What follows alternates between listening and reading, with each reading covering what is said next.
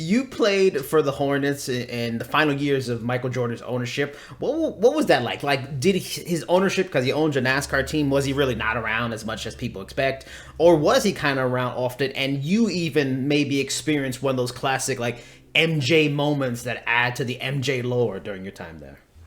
Yeah, I mean, first off, I joined the Hornets basically during COVID, so it was such an interesting season, an interesting Mm, year, and you can surely remember everything was. I mean, you're tested like twice a day, and yeah. everyone has to wear a mask, and so that not very many people can come around, and so he wasn't there as much, I'm sure, as he would have liked because of the restrictions. He came around from time to time, and then over the course of my next 2 years there, he would be around from time to time. But I think he potentially lived in Florida or somewhere else, and so he wasn't probably as there as much as he would have wanted to be. But I don't know if I had necessarily an MJ moment that a lot of people would think of. I know like everyone you could see him when he was on the bench, but it's obviously there's pressure when he's the owner of the team and he's the greatest player of all time and Yeah. he's sitting like right next to you on the bench.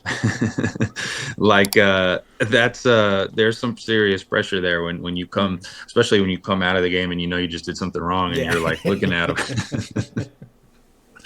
But I mean, it's great to have somebody like that because I could have a convo with him and, we talk basketball and, he's obviously one of the greatest to ever do it, if not the greatest to ever do it. So you were in good hands.